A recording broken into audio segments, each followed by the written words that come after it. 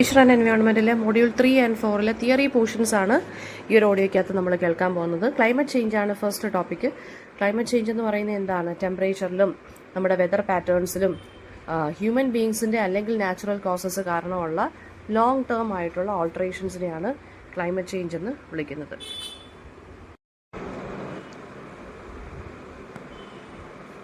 So ലിറ്ററേച്ചറിനകത്ത് ഈ ഒരു ക്രൈസിസിനെ നമ്മൾ ഫിക്ഷനിലും പോയിട്രിയിലും എസ്സേസിലും ഒക്കെ കാണാൻ സാധിക്കുന്നുണ്ട്. അപ്പോൾ റൈറ്റേഴ്സ് ആണെന്നുണ്ടെങ്കിൽ എങ്ങനെയാണ് ഇൻഡസ്ട്രിയലൈസേഷൻ, ക്യാപിറ്റലിസം അല്ലെങ്കിൽ കൺസ്യൂമറിസം അതൊക്കെ ഗ്ലോബൽ വാർമിങ്ങിനെ ഇൻറ്റൻസിഫൈ ചെയ്തെന്നുള്ളത് നമുക്ക് കാണാൻ സാധിക്കും. അപ്പോൾ ക്ലൈമറ്റ് ഫിക്ഷൻ എന്ന് പറഞ്ഞ് ഒരു മേജർ ജോണർ ലിറ്ററേച്ചറിൽ വന്നിട്ടുണ്ട്. അതായത് ഹ്യൂമൻ ബീങ്സിൻ്റെ നെഗറ്റീവ് ഇമ്പാക്റ്റ് എന്താണ് ക്ലൈമറ്റ് ചേഞ്ചിലുള്ളത്, അതെങ്ങനെ വർക്ക്സിനകത്ത് വരുന്നു എന്നുള്ളതാണ്. ഫോർ എക്സാമ്പിൾ, മാർഗരറ്റ് ആറ്റ്വുഡ് എന്നുള്ള റൈറ്ററിൻ്റെ മാഡ് ആഡം ട്രിലജി എന്ന് പറഞ്ഞ് ഒരു 3 വർക്കുണ്ട്.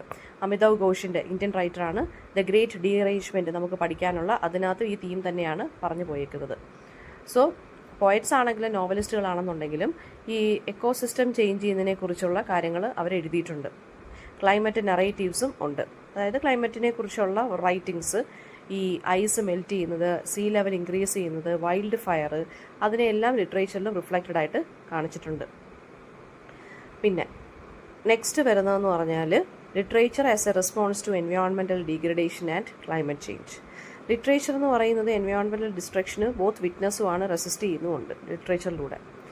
അപ്പോൾ ഡീഫോറസ്റ്റേഷനെ കുറിച്ച്, പൊല്യൂഷനെ കുറിച്ച്, ഹാബിറ്റാറ്റ് ലോസിനെ കുറിച്ചൊക്കെ ലിറ്ററേച്ചറിനകത്ത് ഡോക്യുമെൻ്റ് ചെയ്ത് വെക്കുന്നുണ്ട്. റൈറ്റേഴ്സും അതിനെക്കുറിച്ച് എഴുതുന്നുണ്ട്, അല്ലേ? മോറലി റെസ്പോൺസിബിൾ ആകണം എന്ന് പറഞ്ഞ് റൈറ്റേഴ്സും അത് എഴുതുന്നുണ്ട്.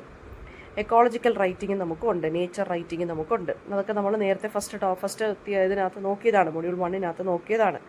അപ്പം നമ്മൾ പോയത്തിനകത്താണെന്നുണ്ടെങ്കിലും നോവൽസിനകത്താണെന്നുണ്ടെങ്കിലും മെറ്റഫേഴ്സൊക്കെ യൂസ് ചെയ്ത് നേച്ചറിനെ നമ്മൾ എലൈവാക്കി കാണിച്ച് ഒരു ഹ്യൂമൻ ബീങ്സിന് എമ്പതി തോന്നുന്ന രീതിയിൽ നേച്ചറിനെ പേഴ്സോണിഫൈ ചെയ്ത് നമ്മൾ എഴുതിയിട്ടുണ്ട്. ഒരു എൻവയോൺമെൻറ്റൽ അവെയർനെസ് ആണ് നമ്മൾ ലിറ്ററേച്ചറിലൂടെ നമ്മൾ പ്രൊവൈഡ് ചെയ്യുന്നത്. റേച്ചൽ കാർസൺ എന്നുള്ള ഒരു എൻവയോൺമെൻറ്റലിസ്റ്റിൻ്റെ സൈലൻറ്റ് സ്പ്രിംഗ് എന്നുള്ള വർക്കിനകത്തും ഈ ഇക്കോളജിക്കൽ മൂവ്മെൻറ്റ്സിനെ കുറിച്ചും എൻവയോൺമെൻറ്റൽ പൊല്യൂഷനെ കുറിച്ചും ഒക്കെ അവരും പറഞ്ഞു പോകുന്നുണ്ട്. ഈ ആർട്ടും ആക്ടിവിസവും ലിറ്ററേച്ചറിനകത്ത് വരുന്ന ആ ഒരു ഫ്യൂഷനെയാണ് എക്കോ ലിറ്ററേച്ചർ എന്ന് പറയുന്നത്.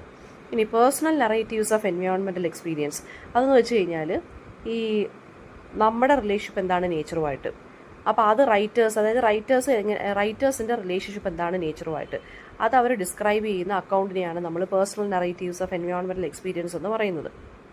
അതിനകത്ത് മെമ്മറി കാണും, ഒബ്സർവേഷൻ കാണും, ഇമോഷണലായിട്ട് എഴുതുന്നതായിരിക്കും അവർ എൻവയോൺമെൻറ്റിനെ കുറിച്ച്. ഇൻഡിവിജ്വൽസ് എങ്ങനെയാണ് എന്താണ് എൻവയോൺമെൻറ്റിൽ ഉണ്ടാകുന്നൊരു നഷ്ടത്തിനെ നോക്കിക്കാണുന്നത്, അവരെങ്ങനെയാണ് നേച്ചറുമായിട്ട് ബിലോങ് ചെയ്യുന്നത്, ഇതൊക്കെയാണ് നമുക്ക് ആ വർക്കിനകത്ത് കാണാൻ സാധിക്കുന്നത്. ഫോർ എക്സാമ്പിൾ, ആനി ഡിലാർഡിൻ്റെ പിൽഗ്രിം അറ്റ് ടിങ്കർ ക്രീക്ക് എന്ന് പറഞ്ഞൊരു വർക്കുണ്ട്. ഒരു മെമ്മോയറാണ്, അവരുടെ കുറച്ച് മെമ്മറീസ് ടുഗദറായിട്ട് വെക്കുന്ന ആ ഒരു വർക്കിനകത്ത്. ടെറി ടെമ്പസ്റ്റ് വില്യംസിൻ്റെ റെഫ്യൂജ് എന്നുള്ള വർക്കും എക്സാമ്പിളാണ്. അപ്പോൾ പേഴ്സണൽ നറേറ്റീവ്സ് എന്ന് വെച്ച് കഴിഞ്ഞാൽ ഇതിനകത്ത് നമുക്ക് എൻവയോൺമെൻറ്റും ആ റൈറ്ററും നമ്മളുടെ പേഴ്സണൽ കണക്ഷനാണ് നമുക്ക് കാണാൻ സാധിക്കുന്നത്. ക്ലൈമറ്റ് ഡിസാസ്റ്റേഴ്സിനെ കുറിച്ചൊക്കെ അവർ എഴുതാറുണ്ട്. ഇൻഡിജീനിയസ് റൈറ്റർ ആണെന്നുണ്ടെങ്കിൽ അവർ സ്പിരിച്വാലിറ്റിയെക്കുറിച്ചും നേച്ചറും സ്പിരിച്വാലിറ്റി നമ്മളൊരു ബ്ലെൻഡ് ചെയ്തിട്ടാണ് എഴുതുന്നത്. അവർ സ്മോൾ സെൻസറി ഡീറ്റെയിൽസ് എല്ലാം കളക്ട് ചെയ്യും. റെയിനിൻ്റെ സ്മെല്ല്, ഒരു ബേർഡിൻ്റെ സൈലൻസ്, അതെല്ലാം അവർ നോട്ട് ചെയ്ത് എഴുതാറുണ്ട്. എൻവയോൺമെൻറ്റൽ ഓട്ടോബയോഗ്രഫീസ് പോലും നമുക്ക് ഉണ്ട്. ഓക്കെ, ഇനി എൻവയോൺമെൻറ്റൽ ജസ്റ്റിസ് നറേറ്റീവ്സ് ആണ്. എൻവയോൺമെൻറ്റൽ ജസ്റ്റിസ് നറേറ്റീവ്സ് എന്ന് വെച്ച് കഴിഞ്ഞാൽ എൻവയോൺമെൻറ്റൽ ഹാം എന്താണെന്നും അതായത് നമ്മൾ ആ ഹാമിനെ എങ്ങനെ നമുക്ക് നീതി വാങ്ങിച്ചു കൊടുക്കാം, നമുക്ക് എങ്ങനെ ഹാം ചെയ്യാതിരിക്കാം, ഇങ്ങനെയുള്ള കാര്യങ്ങളാണ് എൻവയോൺമെൻറ്റൽ ജസ്റ്റിസ് നറേറ്റീവ്സിനകത്ത് പറഞ്ഞു പോയേക്കുന്നത്. പിന്നെ എൻവയോൺമെൻറ്റൽ ജസ്റ്റിസ് നറേറ്റീവ്സിനകത്ത് എങ്ങനെയാണ് ഈ മാർജിനലൈസ്ഡ് കമ്മ്യൂണിറ്റീസ് സഫർ ചെയ്യുന്നത് ഈ പൊല്യൂഷനിലൂടെയും ക്ലൈമറ്റ് ചേഞ്ചിലൂടെയും എന്നുള്ളത് നമ്മൾ പഠിക്കുന്നത്. നമ്മൾ നേരത്തെ പഠിച്ചായിരുന്നല്ലോ, മറ്റേ നർമ്മദ ഡാം കിട്ടുന്നതിനോടൊപ്പം റിവർ നർമ്മദയിൽ മറ്റേ സർദാർ സരോവർ പ്രോജക്റ്റ് കൊണ്ടുവരുമ്പോൾ അടുത്തുള്ള ആളുകളെയൊക്കെ ഡിസ്പ്ലേസ് ചെയ്യണം, ഫോറസ്റ്റ് നശിക്കും എന്നൊക്കെ നമ്മൾ പഠിച്ചല്ലോ. അതൊക്കെ ഈ എൻവയോൺമെൻറ്റൽ ജസ്റ്റിസ് നറേറ്റീവ്സിനകത്ത് വരുന്നതാണ്. പിന്നെ കുറേ ആഫ്രിക്കൻ അമേരിക്കൻ വർക്ക്സിനകത്ത് ഇതിനെക്കുറിച്ച് പറയുന്നുണ്ട്. അപ്പോൾ അത് എന്താണ് നർമ്മദ ബച്ചാവോ ആന്തോളനൊക്കെയാണ് കേട്ടോ ഇതിൻ്റെ എക്സാമ്പിൾ എന്ന് പറയുന്നത്. പോയറ്റ്സുകളാണെങ്കിലും ആക്ടിവിസ്റ്റുകളാണെന്നുണ്ടെങ്കിലും അവർ എക്കോളജിക്കൽ ഈ ഒരു കാര്യത്തിനെ അവരെന്ത് ചെയ്യുന്നുണ്ട്, ഒരു വെപ്പണായിട്ട് മാർക്ക് ചെയ്ത് വെച്ചിട്ടുണ്ട്. ഓക്കെ, നെക്സ്റ്റ് വരുന്നത് literary non fiction and environmental themes ആണ്. ലിറ്റററി നോൺ ഫിക്ഷൻ എന്ന് വെച്ച് കഴിഞ്ഞാൽ ഫാക്റ്റും ഫിക്ഷനും കൂടി, എക്കോളജിക്കൽ റിയാലിറ്റീസിനെ കുറിച്ച്, എൻവയോൺമെൻറ്റിനെ കുറിച്ച് ഫാക്ട് ആൻഡ് ഫിക്ഷൻ ബ്ലെൻഡ് ചെയ്തിട്ട് എഴുതുന്നതാണ്. എസ്സേ കാണും, റിപ്പോർട്ട് കാണും, ട്രാവൽ റൈറ്റിംഗ് എല്ലാം കാണും. നറേറ്റീവ് ടെക്നിക്സ് കാണും. റേച്ചൽ കാർസൻ്റെ സൈലൻറ്റ് സ്പ്രിംഗ് എന്ന് പറഞ്ഞാൽ അങ്ങനെ ഒരു ഇമ്പോർട്ടൻറ്റ് വർക്കാണ്. ലിറ്റററി നോൺ ഫിക്ഷൻ എന്ന് പറയുമ്പോൾ എന്താണ്, ഹ്യൂമൻ ബീങ്സിൻ്റെ ഇമ്പാക്റ്റ് എന്താണ് നേച്ചറിൽ, അപ്പോൾ അത് ട്രൂത്ത്, അതായത് പിന്നെ നോൺ ഫിക്ഷണൽ ആയിട്ടുള്ള രീതിയിൽ ഓപ്പൺ അപ്പ് ആയിട്ട് ട്രൂത്ത് എല്ലാം വിളിച്ച് പറയുന്നതാണ് ഈ ഒരു വർക്കിനകത്തൊക്കെ, ഇങ്ങനത്തുള്ള വർക്കിനകത്ത് വരുന്നത്. പിന്നെ അപ്പം ഇതിനകത്ത് ഫാക്റ്റും കാണും, ഇമോഷൻസും കാണും.